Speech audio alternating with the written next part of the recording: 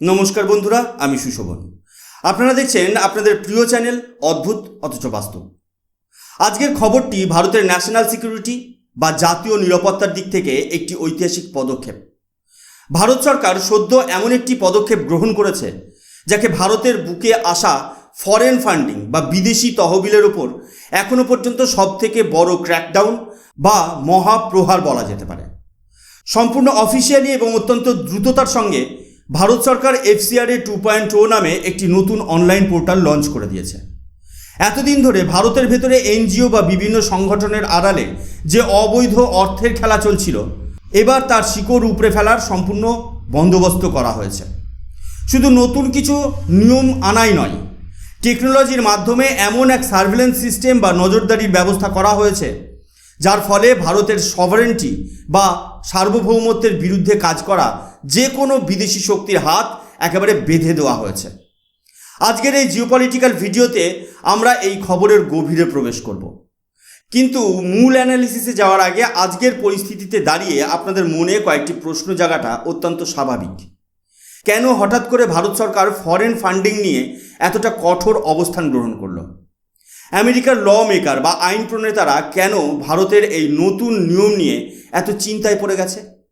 আর ভারতের ভেতরেই বা কেন কেরল সরকারের মতো রাজ্য বিধানসভায় এই নিয়মের বিরুদ্ধে প্রস্তাব পাস করানো হচ্ছে? বিদেশি ফান্ডিংয়ের আসল উদ্দেশ্য কি শুধুই সমাজসেবা, নাকি এর পেছনে লুকিয়ে আছে কোনো গভীর জিওপলিটিক্যাল এজেন্ডা? এই সমস্ত প্রশ্নের উত্তর আমরা আজকের এই ভিডিওতে খুঁজব। আপনারা প্রথম থেকে শেষ পর্যন্ত ভিডিওটির সঙ্গে জুড়ে থাকুন, কারণ আজকের এই অ্যানালিসিস আপনাদের চোখ খুলে দেবে। বন্ধুরা, যে কোনো দেশের ন্যাশনাল সিকিউরিটি শুধুমাত্র বর্ডার বা সীমান্তে আটকে থাকে না।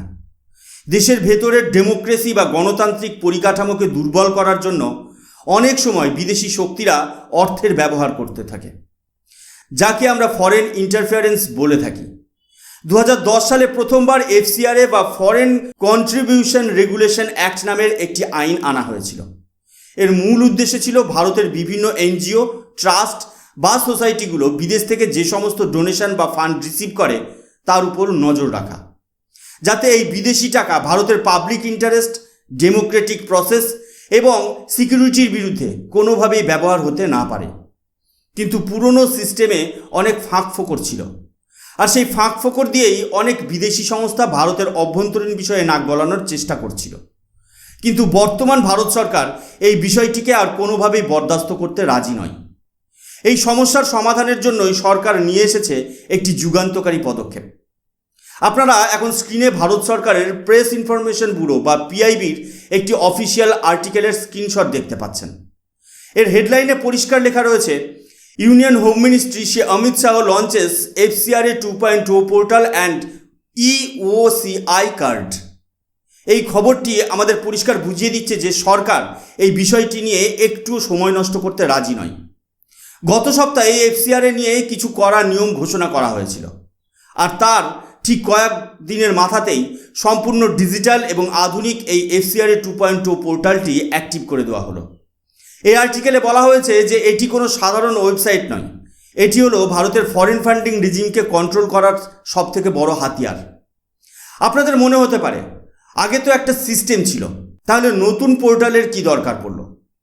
আসল ব্যাপারটা হলো, স্বরাষ্ট্র মন্ত্রক বা MH এর তথ্য অনুযায়ী ভারতে প্রায় 1,45,000-এরও বেশি অ্যাক্টিভ FCRA অর্গানাইজেশন রয়েছে। এরা প্রতি বছর হাজার হাজার রিটার্ন এবং অ্যাপ্লিকেশন জমা দেয়। কিন্তু পুরনো সিস্টেমটি সম্পূর্ণ পেপারলেস বা কাগজবিহীন ছিল না। কিছু কাজ অনলাইনে হতো, আর বাকি কাজের জন্য ম্যানুয়াল ভেরিফিকেশনের প্রয়োজন পড়ত। এর ফলে প্রচুর সময় নষ্ট হতো এবং ডেটাবেস সবসময় খণ্ডিত বা ফ্রেগমেন্টেড থাকতো। সবথেকে বড় বিপদের জায়গা ছিল যখন ম্যানুয়াল সিস্টেম থাকে, তখন ডেটা ম্যানিপুলেট করা সহজ হয়। অবৈধ পথে ফান্ডিং এলেও সেটা ট্র্যাক করা খুব কঠিন হয়ে দাঁড়ায়। এই সমস্ত সমস্যাকে চিরতরে মুছে ফেলতেই এই সম্পূর্ণ পেপারলেস ডিজিটাল প্ল্যাটফর্মটিকে আনা হয়েছে। এবার আপনারা স্ক্রিনে দ্য ইন্ডিয়ান এক্সপ্রেসের একটি আর্টিকেল দেখতে পাচ্ছেন। এই আর্টিকেলের হেডলাইনে বলা হয়েছে, Amit Shah launches FCRA 2.0 portal, monitoring foreign donation in real time gets a boost. এই আর্টিকেলের সবথেকে গুরুত্বপূর্ণ এবং চমকে দেওয়ার মতো পয়েন্ট হলো রিয়েল টাইম মনিটরিং। এর আসল মানেটা কি? এর মানে হলো পুরনো সিস্টেমে বিদেশ থেকে টাকা এলে সেটা ব্যাংকে ঢুকত, তারপর সেই টাকা বিভিন্ন ছোট ছোট অ্যাকাউন্টে ভাগ হয়ে যেত। অনেক ক্ষেত্রে দেখা যেত সেই টাকা দেশের কোনো বড় ইনফ্রাস্ট্রাকচার প্রজেক্ট আটকানোর কাজে কিংবা দেশের ভেতরে কোনো প্রোপাগান্ডা ছড়ানোর কাজে ব্যবহার করা হচ্ছে। আর সরকার এই সব কিছুর খবর পেত মাসের পর মাস পেরিয়ে যাওয়ার পর, যখন সেই এনজিওগুলো তাদের অ্যানুয়াল রিটার্ন জমা দিত। কিন্তু এই পুরো সিস্টেমের গেম চেঞ্জ হয়ে গেছে।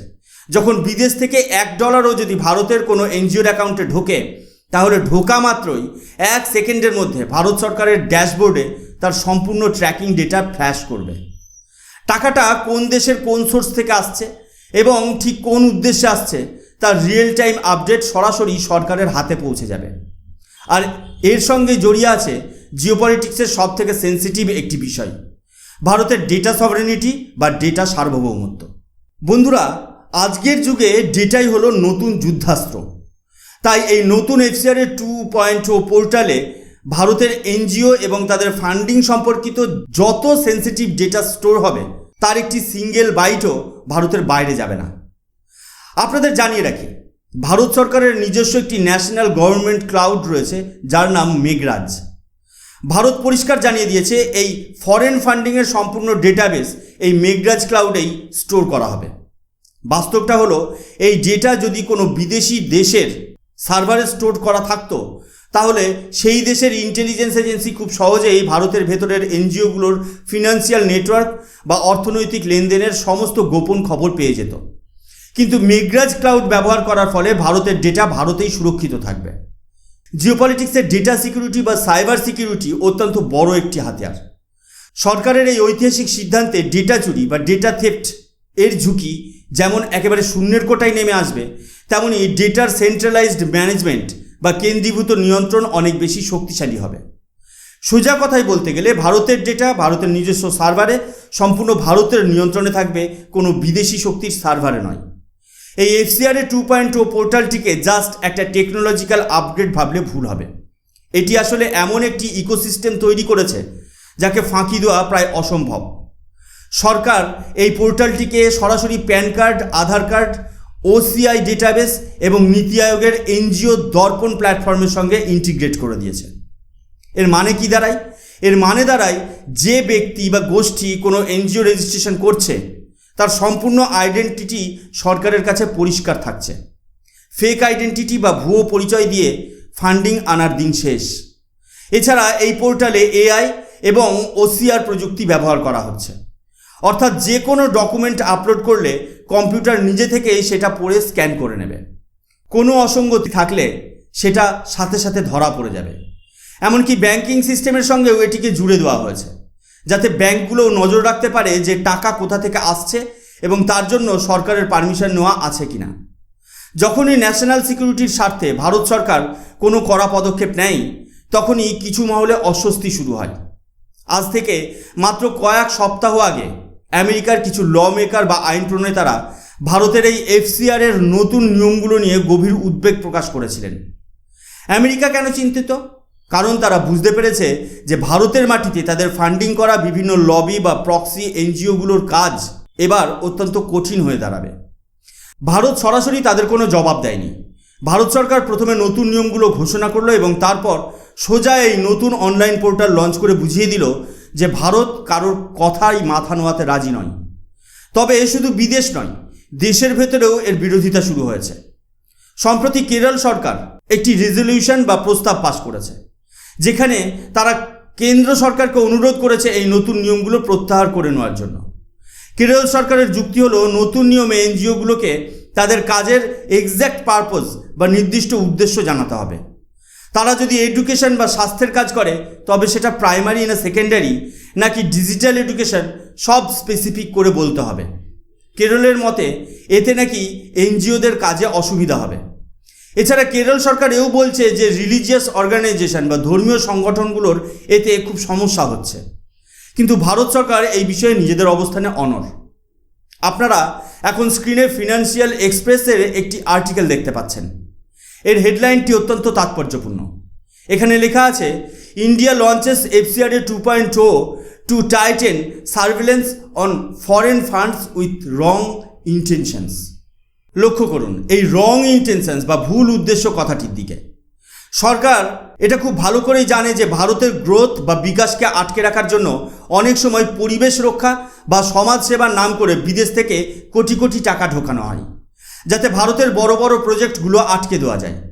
নতুন নিয়মে পেন্ডিং থ্রেশহোল্ড থেকে শুরু করে স্টেজ ওয়াইজ অ্যাপ্রুভাল সব কিছু এতটাই করা হয়েছে যে যারা সত্যিকারের সমাজসেবা করছে তাদের কোনো অসুবিধা হবে না, কিন্তু যাদের উদ্দেশ্য ভারতের ক্ষতি করা তারা আর এক পাও এগোতে পারবে না। দর্শক বন্ধুরা, জিওপলিটিক্সে কোনো কিছুই বিনা কারণে ঘটে না। ভারত আজ বিশ্বে একটি শক্তিশালী দেশ হিসেবে উঠে আসছে। এই সময়ে ভারতের অভ্যন্তরীণ বিষয়গুলোতে ফরেন ইন্টারফারেন্স বন্ধ করাটা ন্যাশনাল সিকিউরিটির জন্য সবচেয়ে বেশি জরুরি। আমেরিকার ল মেকারদের উদ্বেগ হোক বা কেরল সরকারের বিরোধিতা, ভারত সরকার এটা স্পষ্ট করে দিয়েছে যে দেশের সভারেনিটি বা সার্বভৌমত্বের প্রশ্নে তারা কোনোভাবেই আপোষ করবে না। FCRA 2.0 পোর্টাল লঞ্চ করাটা প্রমাণ করছে যে ভারত সরকার এখন ফরেন ফান্ডিং নিয়ে জিরো টলারেন্স নীতি গ্রহণ করেছে। এই সম্পূর্ণ বিষয়টি নিয়ে আপনাদের কি মতামত? আপনাদের কি মনে হয় এই নতুন পোর্টালের ফলে ভারতের ভেতরের কাজ করা বিদেশি শক্তিগুলোর প্রভাব কমবে? অবশ্যই নিচে কমেন্ট সেকশনে আপনাদের গুরুত্বপূর্ণ মতামত শেয়ার করবেন। ভিডিওটি ইনফরমেটিভ মনে হলে একটি লাইক করবেন এবং অদ্ভুত অথচ বাস্তব চ্যানেলটিকে সাবস্ক্রাইব করে পাশে থাকা বেল আইকনটি প্রেস করতে ভুলবেন না। আমি সুশোভন আজকের মতো এখানেই বিদায় নিচ্ছি। দেখা হবে পরবর্তী ভিডিওতে নতুন কোনো জিওপলিটিক্যাল অ্যানালিসিস নিয়ে। ততক্ষণ পর্যন্ত ভালো থাকবেন, সুস্থ থাকবেন। জয় হিন্দ, বন্দে মাতরম, ভারত মাতা কি জয়।